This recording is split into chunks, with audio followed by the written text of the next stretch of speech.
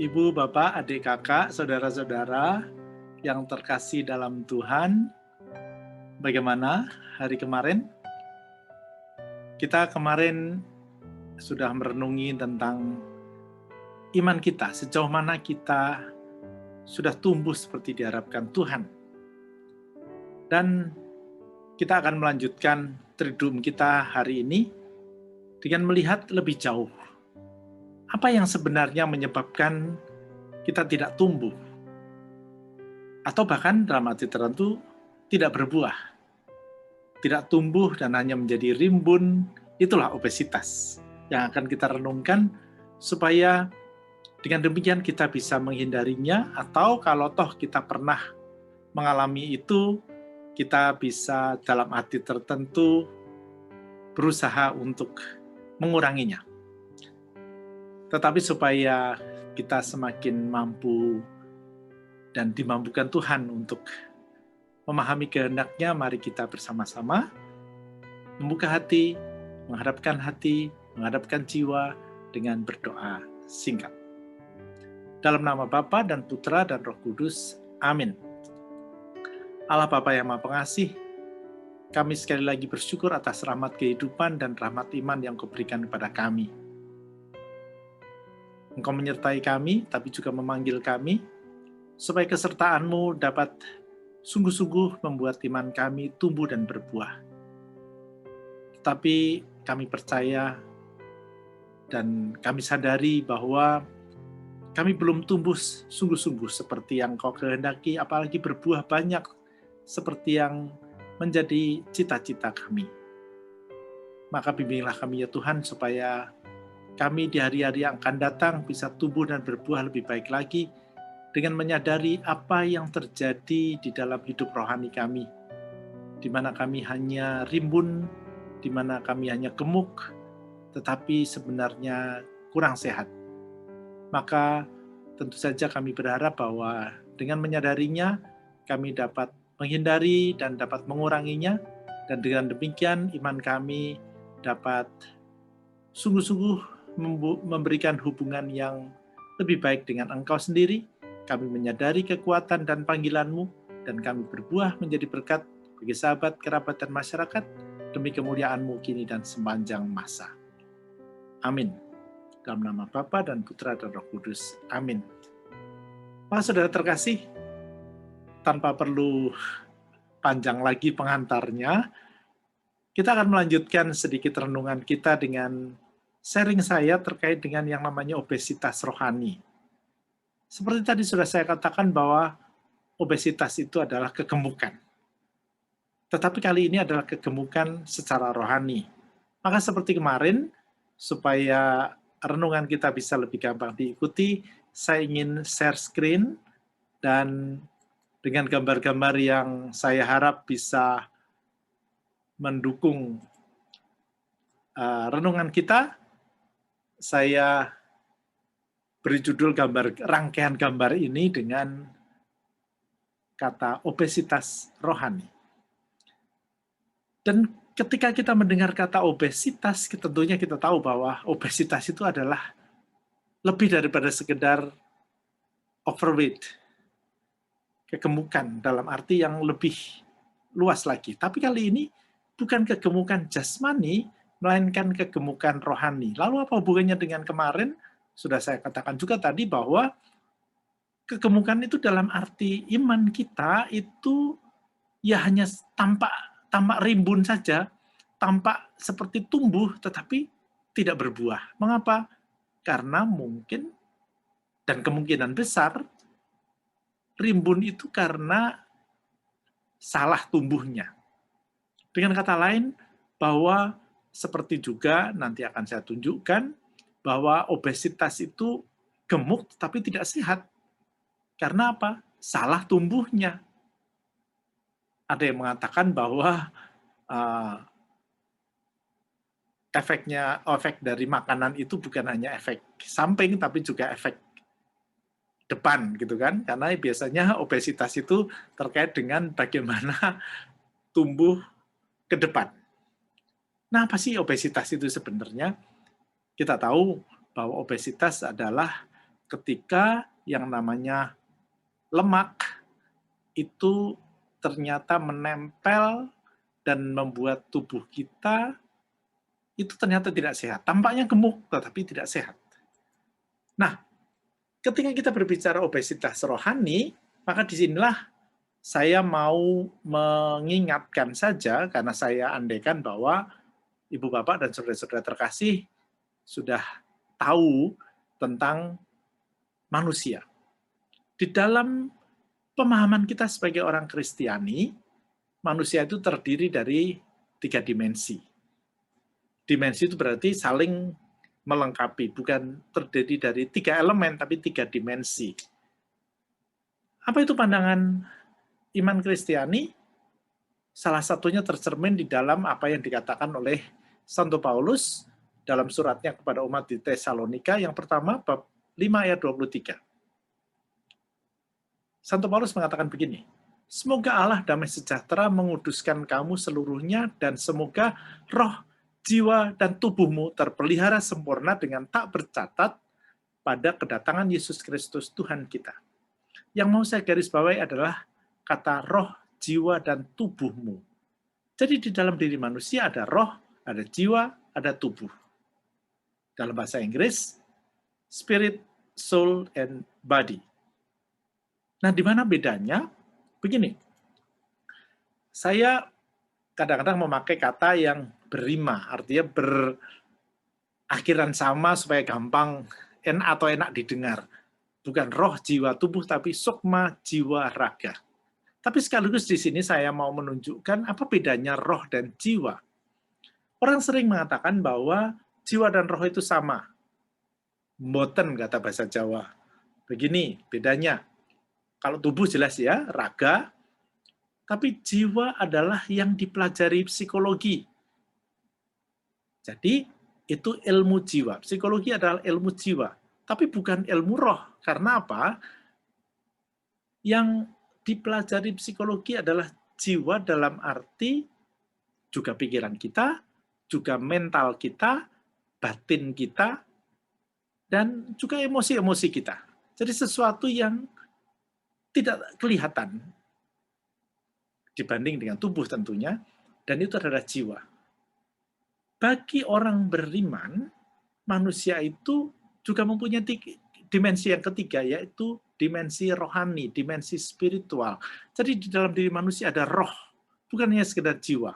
Memang benar, kadang-kadang kita menyamakan antara roh dan jiwa ketika kita mendoakan jiwa-jiwa orang yang sudah meninggal, misalnya begitu. Tapi yang dimaksud jiwa di dalam orang meninggal adalah roh sebenarnya. Nah, tapi dalam konteks ini, saya kembali mengingatkan bahwa jiwa dan roh itu dibedakan. Roh adalah sesuatu yang rohani, spiritual. Jiwa adalah sesuatu yang bersifat psikologis, mental, pikiran, emosi, dan segala macam itu adalah jiwa. Nah, sekarang, kalau tadi saya mengatakan bahwa obesitas rohani adalah ketika secara rohani kita tampak gemuk tetapi tidak sehat, tentunya yang akan kita cermati adalah bahwa hal-hal yang tampaknya kehidupan rohani kita bagus, tapi sebenarnya tidak sehat.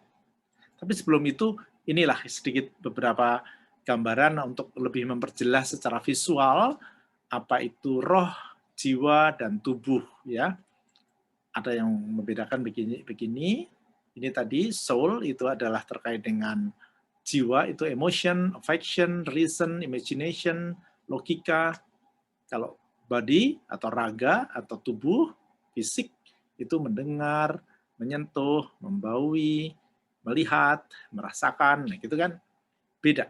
Sementara terkait dengan spirit atau roh, itu terkait dengan iman kita.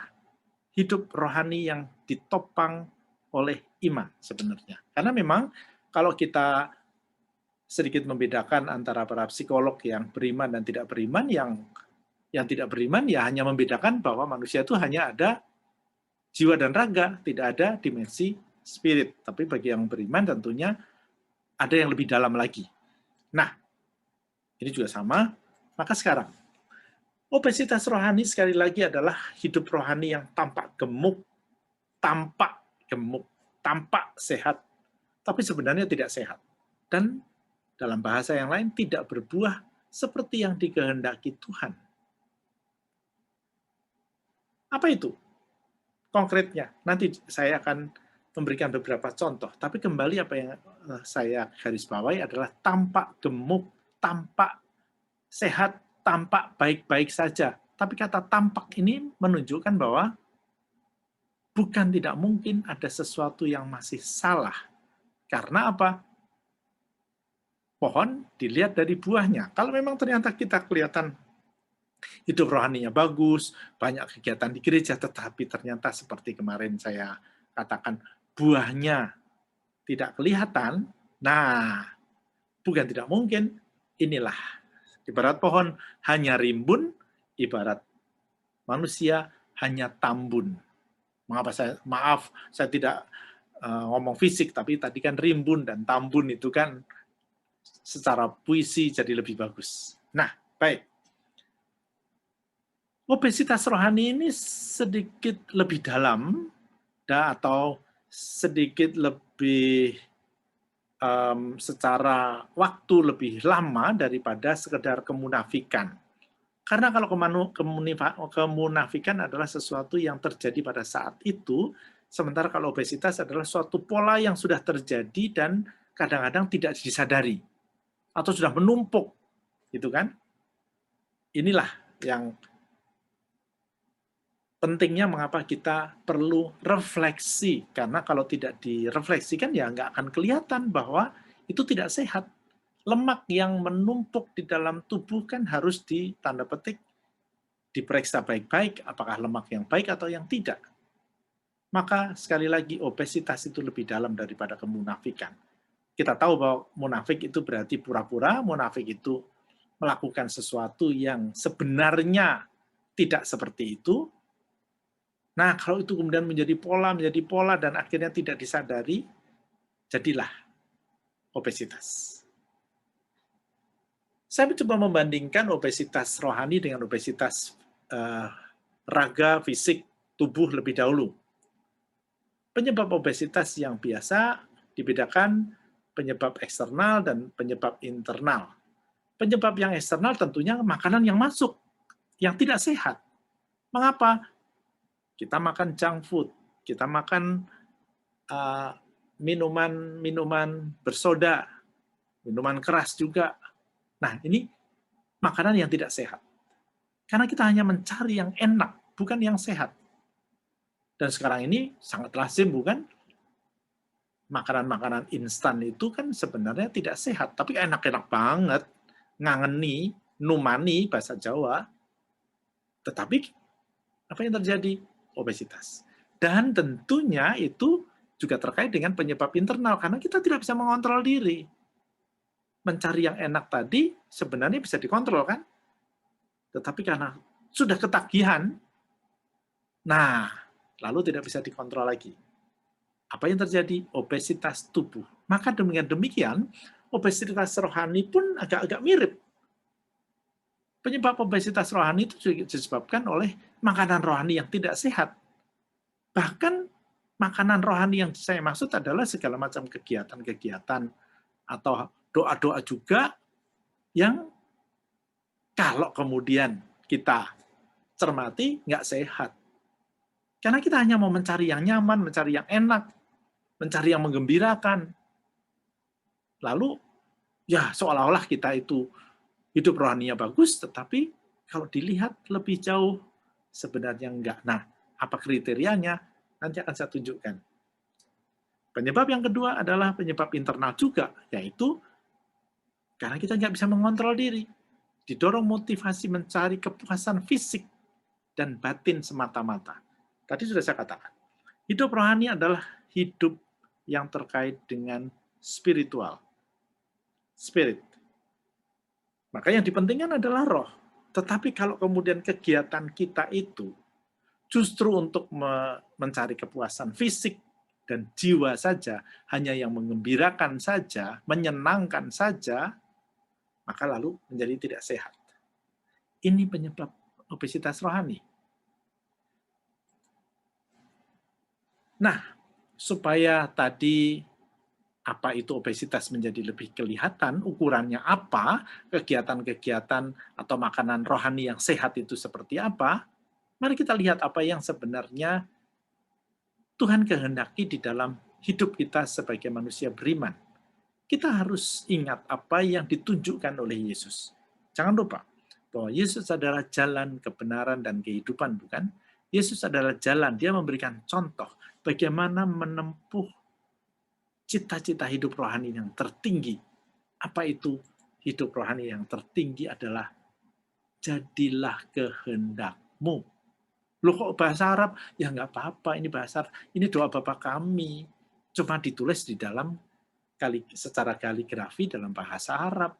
Bahasa Arab itu bahasanya orang-orang di Jazirah Arab. Jadi kita boleh-boleh saja dengan menuliskan doa Bapa kami. Karena di Arab juga ada orang Katolik kan, orang Kristiani juga kan. Nah, oke.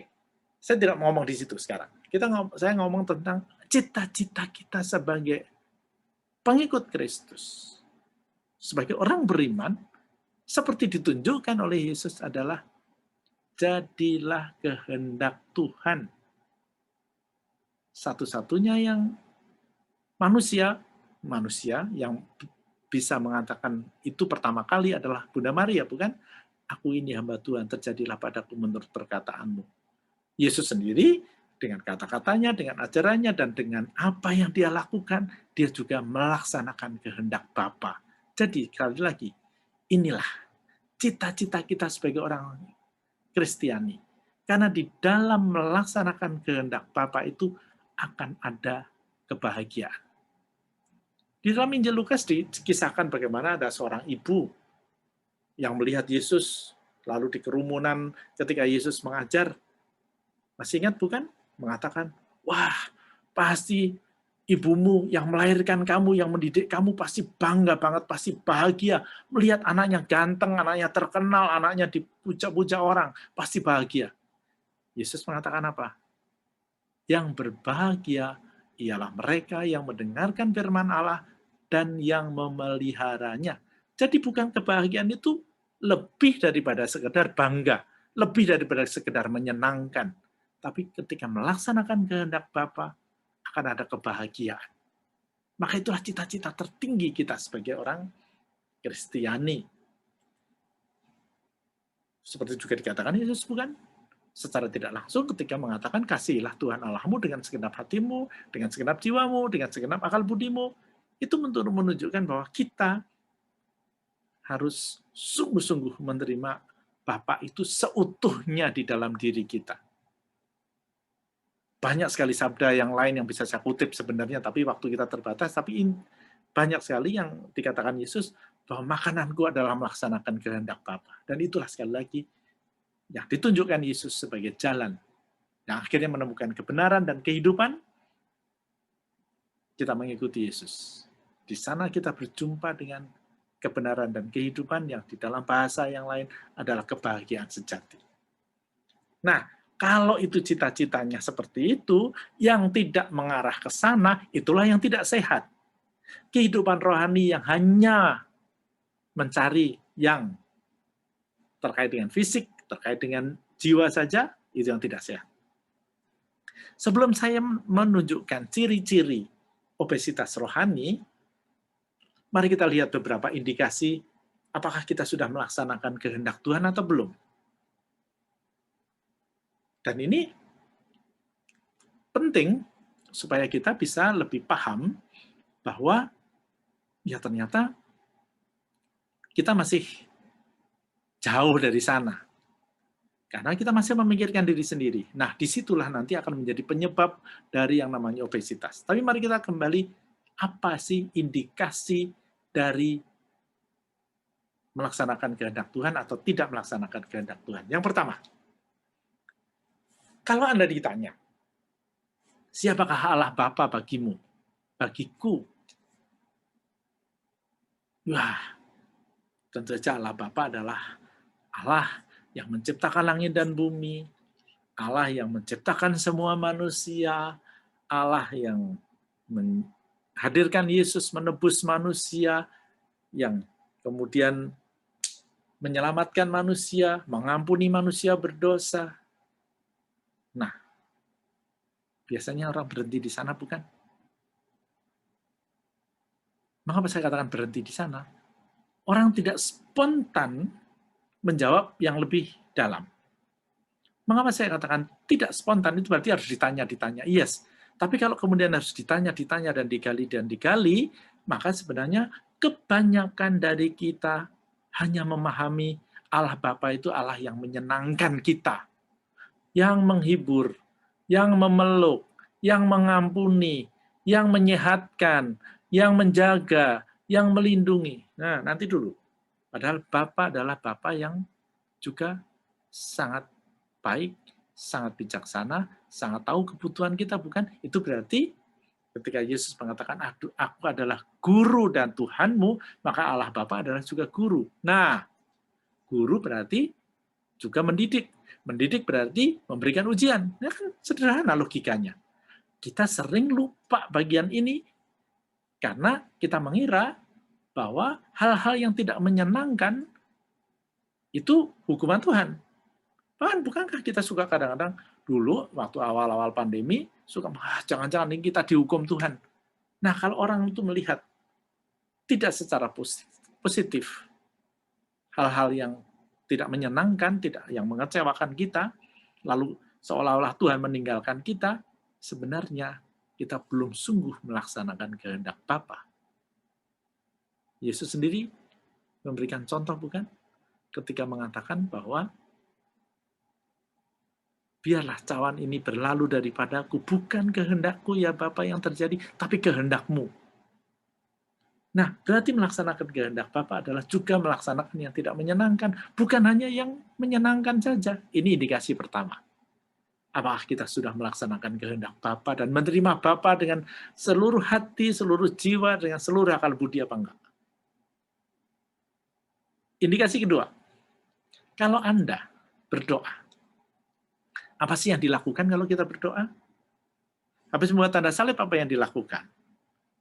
Oke, memuji Tuhan. Oke, minta maaf atau minta ampun. Tapi sesudah itu apa yang kita lakukan? Minta, habis minta apa? Mohon, habis mohon apa? Minta, habis minta apa? Mohon, ya kan? Akhirnya mohon, minta, lalu amin dan tutup. Itu berarti berdoa untuk apa? Bukankah berdoa itu katanya itu berkomunikasi dengan Tuhan? Katanya itu berbicara dengan Tuhan. Lalu ini kan kalau hanya minta, mohon, kan berarti kita hanya tanda petik ngata-ngatain Tuhan, bukan? Kapan kita mendengarkan Tuhan? Nah, kalau kita itu berdoa hanya seperti itu, tidak pernah mengambil waktu untuk benar-benar hening, meresapkan sabda Tuhan, mendengarkan Tuhan, mencoba melihat apa yang terjadi dan mensyukurinya, meresapkannya, merenungkannya, maka kita belum sungguh melaksanakan kehendak Tuhan. Apalagi kalau kita di dalam doa tidak pernah berdoa seperti Yesus. Bapa, bukan kehendakku yang terjadi, tapi kehendakmu. Jadi sekali lagi, kalau doa kita itu hanya memuji Tuhan, hanya minta ampun, hanya minta, meskipun mintanya itu untuk orang lain, untuk negara, untuk dunia, tapi tetap minta, bukan? Kita boleh minta, yes, boleh. Tuhan sendiri memberikan kesempatan kepada kita untuk minta, tetapi kalau kita itu hanya minta, tidak mau mendengarkan, apalagi menutup doa dengan bukan kehendakku yang terjadi, tapi kehendakmu, maka pertanyaannya sejauh mana kita menerima Allah sebagai Bapa dan melaksanakan kehendaknya. Bukankah itu tadi cita-cita yang ditunjukkan Yesus? Indikasi kedua. Indikasi ketiga, apakah kita sudah melaksanakan kehendak Bapa? Kalau Anda ditanya tentang apa itu berkat Tuhan, atau kalau Anda itu bersyukur, haleluya, puji Tuhan, karena kita menerima berkat Tuhan. Apa sih berkat Tuhan yang biasanya spontan ada di kepala kita? biasanya kan mengatakan begini, oh berkat Tuhan adalah satu kesehatan, oh nafas, oh umur panjang, oh keluarga yang baik, oh gaji yang baik, suami yang ganteng, suami yang baik, istri yang cantik, istri yang baik, anak-anak yang baik, tidak ada bencana alam. Nah, itu bagus. Tetapi, coba perhatikan baik-baik, bahwa yang kita syukuri, yang kita anggap sebagai berkat Tuhan, sekali lagi kan hanya yang menyenangkan, kesehatan, umur panjang, gaji baik, keluarga baik, anak baik, alam yang baik. Hanya yang baik itu yang menyenangkan. Pernahkah kita melihat dan berani meyakini bahwa kalau kita sedang sakit, sedang terkilir, mungkin juga sedang kecewa, sebenarnya sedang dididik Tuhan. Seperti tadi, pada indikasi yang pertama, kita hanya melihat Allah itu hanya yang menyenangkan, yang menghibur, yang memeluk. Jadi sama saja, kalau berkat Tuhan itu hanya yang enak untuk kita, hati-hati. Kita belum sungguh-sungguh menuju kepada cita-cita yang paling tinggi, yaitu melaksanakan kehendak Tuhan. Itu indikasi yang ketiga.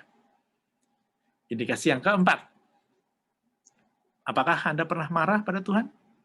Pernah kecewa pada Tuhan? Oh, sebagian besar iya, sebagian besar iya. Dan jelas alasannya karena doanya tidak dikabulkan, gitu kan? Apalagi kalau marah. Coba, mari kita lihat logika marah. Marah itu kan biasanya begini, ada orang yang melakukan sesuatu yang tidak sesuai dengan harapan kita, padahal menyangkut kita. Dengan kata lain, kita yang merasa lebih tahu, kemudian marah kepada orang itu. Dengan kata lain, dia kurang tahu, aku tahu. Nah, sekarang, kalau kita itu marah pada Tuhan, bukankah secara tidak sadar kita mengatakan bahwa aku lebih tahu dari Tuhan? Ya enggak? Kalau begitu, siapa yang lebih tahu? Siapa bapak, siapa anak? Nah, itu indikasi bahwa kita belum sungguh sampai juga menuju kepada cita-cita tertinggi melaksanakan kehendak Tuhan. Inilah indikasi-indikasi. Bagaimana kita tahu bahwa hidup beriman adalah sungguh-sungguh menerima Tuhan. Jadi di dalam hati kita, bukan hanya sekedar percaya di kepala, tetapi menerima di dalam hati, jiwa, dan roh kita. Itulah beriman. Maka, kalau kemudian dengan sikap itu kita melakukan kegiatan-kegiatan rohani, berdoa, ke gereja, beribadah, tetapi ternyata motivasinya salah, dan itu terus-menerus berulang, terjadilah obesitas rohani. Sudah saya katakan obesitas rohani adalah kelihatannya gemuk, kelihatannya rimbun, tetapi tidak berbuah. Nah, sekarang, apa itu ciri-ciri dari obesitas rohani? Saya ingin menawarkan itu artinya sebenarnya bisa lebih banyak. Tapi setidak-tidaknya 7 ciri obesitas rohani. Yang ingin secara singkat saya coba paparkan. Ciri pertama, orang itu hanya beragama saja, tapi tidak beriman. Sehingga beragama atau iman tanda petik itu hanya sekedar identitas kita. Entah identitas di KTP, entah identitas sosial yang lain. Yes, aku Katolik. Tetapi nggak pernah ke gereja. Tetapi kalau ada yang menghina Katolik, dia bisa marah. Nah, agama, iman itu hanya sekedar identitas sosial. Bahkan kadang-kadang sekedar identitas jiwa, belum sampai kepada yang roh. Contohnya apa? Seperti tadi saya katakan, nggak pernah ke gereja, ngaku Katolik, tetapi kalau kemudian ada Katolik dihina, dia bisa marah. Jadi yang diperjuangkan bukan iman, tapi yang diperjuangkan adalah kejayaan agamanya. Yang diperjuangkan adalah fame dari agamanya, karena di sanalah dia ikut merasa bangga. Jadi gampangnya begini deh, kalau sekarang ini ada pejabat, wah pejabat pilihan Jokowi Katolik, atau Kristiani, kita bangga. Oh, kalau Messi memasukkan gol, dia membuat tanda salib, kita bangga. Kalau pemain bulu tangkis Indonesia menang dan membuat tanda salib, kita bangga. Yes, bangga boleh. Tetapi kalau itu berhenti di sana, kita hanya sekedar bangga, itu kan berarti bangga secara kejiwaan. Tidak bangga secara rohani. Maka itulah, kita hanya beragama, tidak hanya belum sampai kepada sungguh-sungguh beriman. Beriman berarti percaya kepada Allah sebagai Bapa dan melaksanakan kehendak-Nya. Itu baru beriman. Tapi kalau kita hanya melihat agama sebagai identitas, gampang tersinggung kalau kekatolikan dihina, ada paus dihina oleh orang lain dengan karikatur, misalnya, lalu kita ikut marah, kita ikut demo, hanya sampai di sana, nanti dulu. Perlu dicatat bahwa gereja Katolik dulu juga pernah jatuh di dalam obesitas ini ketika memperjuangkan dulu bahwa Katolik menjadi agama suatu negara. Sekarang tidak lagi. Karena apa? Disadari bahwa itu bukan cita-cita Yesus sendiri. Yesus sendiri mengatakan begini, jika hidup keagamaanmu tidak lebih benar daripada hidup keagamaan ahli-ahli Taurat dan orang-orang Farisi, sesungguhnya kamu tidak akan masuk dalam kerajaan surga. Kerajaan surga adalah melaksanakan kehendak Bapa. Jadi, hidup keagamaan orang-orang Farisi dan ahli-ahli Taurat adalah hanya mengikuti aturan-aturan demi identitas, demi kebanggaan, demi kejayaan, demi popularitas. Bukan demi roh kita. Itulah obesitas. Kita bisa lebih jauh. Yang kedua, obesitas itu juga kelihatan kalau kita itu hanya mengerti dan memahami ajaran-ajaran, tapi tidak meresapkan dalam hati, apalagi melaksanakan. Apa itu hanya memahami? Sekarang kan banyak sekali kursus-kursus online.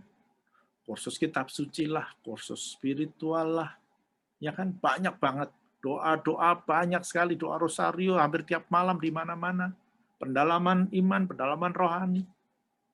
Wah, kita ikut. Kita tahu. Tahu tentang kitab suci, tahu tentang ajaran gereja. Dan stop. That's it. Merasa cukup dengan tahu, tapi tidak meresapkan dalam hati. Inilah obesitas. Kenapa?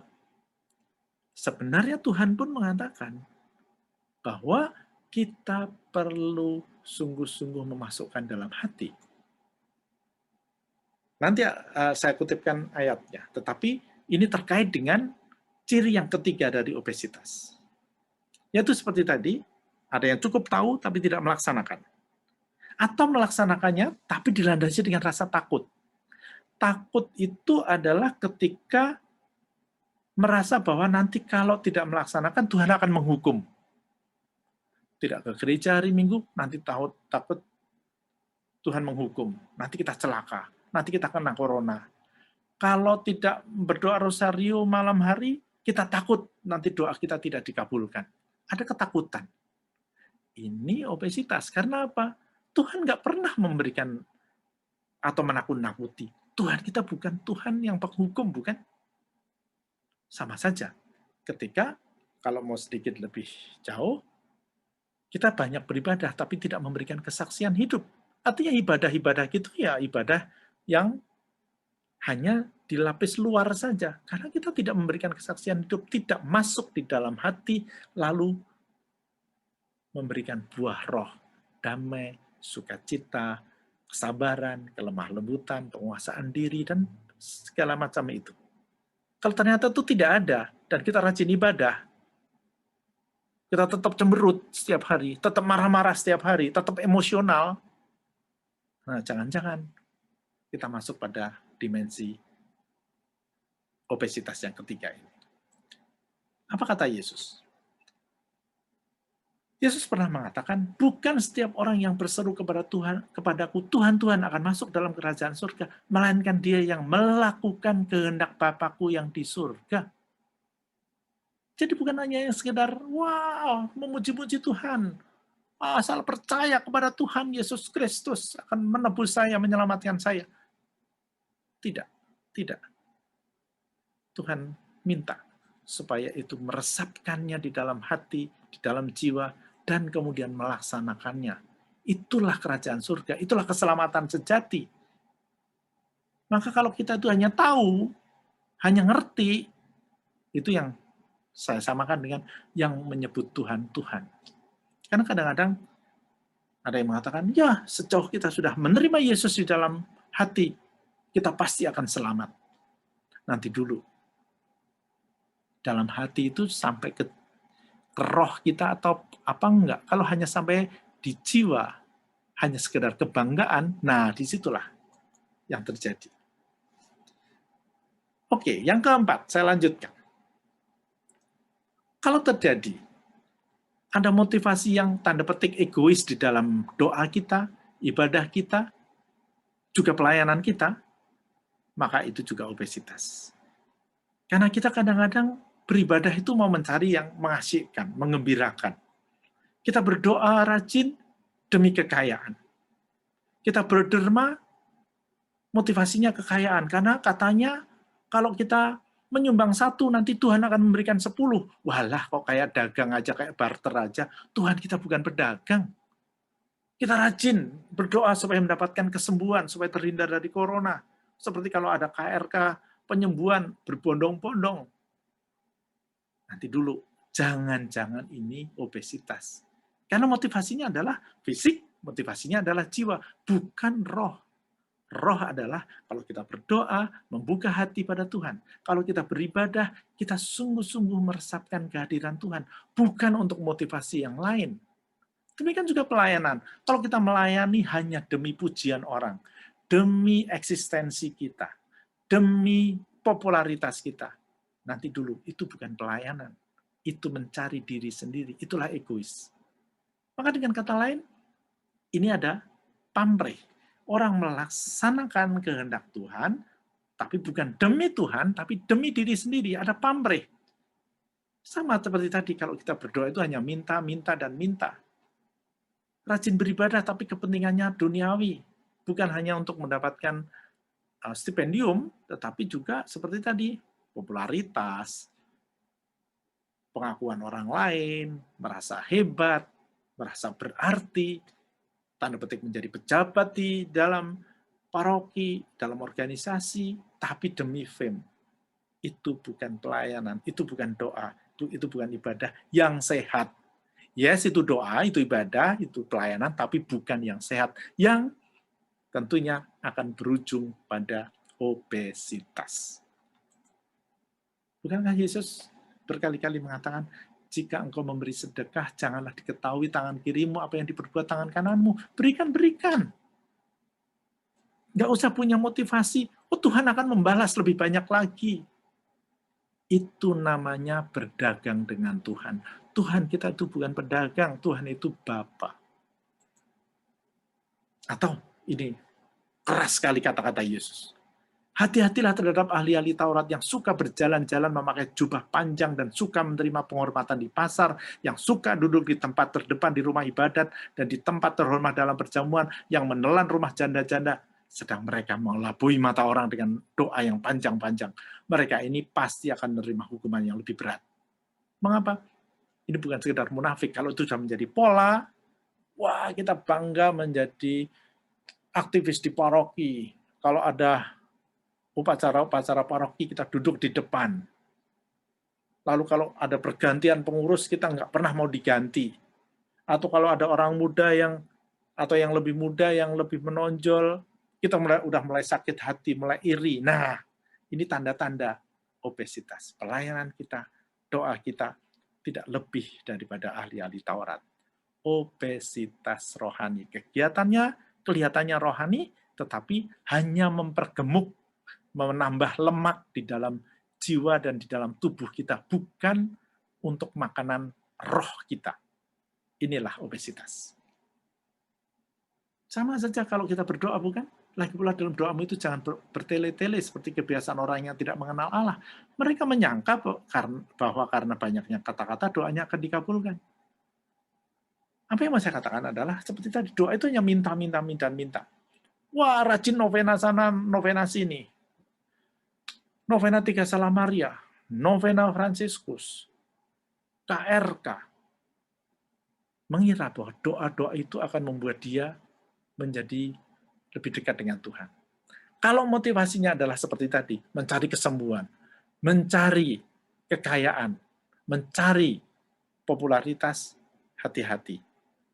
Kalau memang sungguh tulus berdoa, bagus. Karena apa? Kita mendengarkan Tuhan dan mau melaksanakannya. Yang kelima, tidak sedikit juga kemudian dengan segala macam aktivitas yang kita lakukan, banyak doa, banyak merenung, banyak mengikuti kegiatan-kegiatan rohani, apalagi menjadi tanda petik aktivis di paroki, entah apapun itu, lalu kita merasa lebih suci dari yang lain. Hati-hati. Karena apa? Merasa lebih suci, itu berarti tidak suci. Kita merasa gemuk, tetapi tidak sehat. Kita merasa rimbun, tetapi tidak berbuah. Bukankah Yesus pernah membuat cerita bagaimana orang Farisi yang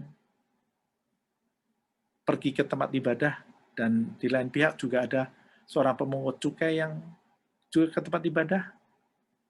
Diceritakan begini, orang Farisi itu berdiri dan berdoa dalam hatinya begini, ya Allah, aku mengucap syukur kepadamu karena aku tidak sama seperti orang-orang lain, bukan perampok, bukan orang lalim, bukan pezina, dan bukan juga seperti pemungut cukai ini. Aku berpuasa 2 kali seminggu, aku memberikan 1/10 dari segala penghasilanku, tetapi pemungut cukai itu berdiri jauh-jauh, bahkan ia tidak berani menengadah ke langit, melainkan ia memukul diri dan berkata, ya Allah, kasihanlah aku orang berdosa ini. Aku berkata kepadamu, ini kata Yesus, orang ini pulang ke rumahnya sebagai orang yang dibenarkan Allah dan orang lain itu tidak. Sebab barang siapa meninggikan diri, ia akan direndahkan, dan barang siapa merendahkan diri, ia akan ditinggikan. Ingat, merasa lebih suci, merasa lebih hebat, merasa lebih dekat dengan Tuhan adalah tanda obesitas. Keenam, demikian juga takut berkorban. Atau ini terakhir ini. Takut berkorban adalah karena tadi yang kita cari di dalam hidup rohani adalah kenyamanan. Yang mengembirakan, yang mengasyikkan, yang membuat kita kaya di dunia ini, yang membuat kita terkenal di dunia ini, itu agama semu. Dalam bahasa Yesus itu adalah serigala berbulu domba atau nabi-nabi palsu, karena tidak mengajarkan hidup rohani yang sesungguhnya, yaitu mengosongkan diri dan melaksanakan kehendak Tuhan. Jadi kalau ada orang rajin berdoa, rajin beribadah, tapi kemudian diminta berkorban sedikit saja tidak mau, atau tadi sakit sedikit udah marah-marah pada Tuhan apalagi, ini tanda obesitas. Bukankah Yesus juga pernah memberikan cerita tentang seorang pemuda yang kaya? Pemuda kaya itu mengatakan, aku sudah begini, sudah begitu Tuhan. Sudah melaksanakan semua hukum-Mu. Tetapi jikalau engkau hendak sempurna, pergilah, jualah segala milikmu dan berikanlah itu kepada orang-orang miskin. Maka engkau akan beroleh harta di surga. Kemudian datanglah kemari dan ikutlah aku. Ikutlah aku itu berarti melaksanakan kehendak Tuhan. Ketika mendengar itu, pergilah orang muda itu dengan sedih, sebab banyaklah hartanya. Dia kaya, dianggap suci oleh orang-orang lain, artinya saleh, karena melaksanakan hukum Tuhan, tetapi begitu diminta berkorban yang lebih, dia menolak. Ini sebenarnya adalah obesitas rohani. Saudara terkasih, inilah sekedar contoh-contoh dari yang saya sebut obesitas rohani. Saya katakan sekedar contoh, karena apa? Lebih banyak lagi. Meskipun demikian, supaya kita menjadi lebih ringkas untuk merenung pada hari ini, cukup itu dulu. 6 contoh tadi, dan kali ini saya ingin menawarkan beberapa pertanyaan untuk direnungkan. Yang pertama adalah, kalau melihat indikasi dan ciri obesitas tadi, obesitaskah imanku? obesitaskah kehidupan rohaniku? Kalau mengatakan iya, atau juga tidak, apa sih yang terjadi? Kalau obesitas, lalu makanan apa sih yang salah? Kegiatan apa yang salah? Tapi sebenarnya bukan kegiatannya, motivasinya yang salah. Maka yang ketiga adalah motivasi apa yang mewarnai kegiatan imanku? Motivasi apa yang membuat aku melakukan pelayanan? Motivasi apa yang membuat aku pergi rajin berdoa? Rajin beribadah? Apa sih motivasinya? Itu sebenarnya kuncinya. Maka nanti yang terakhir setelah merenungkannya, jangan lupa berdoalah untuk mohon rahmat pertobatan dan kejernihan nurani supaya di kemudian hari kita tidak terjebak lagi di dalam kemunafikan, dan kalau sudah menjadi pola, akhirnya nanti menjadi obesitas. Saudara terkasih, sampai di sini dulu perjumpaan kita pada hari ini. Selamat merenungkannya, selamat membuka hati supaya kita mampu mendengarkan firman Tuhan dan melaksanakannya. Di sanalah kita akan menjadi inspirasi dan berkat bagi sesama dan dunia. Selamat merenungkannya, sampai berjumpa di dalam sharing nanti malam, dan kita lanjutkan renungannya besok pagi. Tuhan memberkati.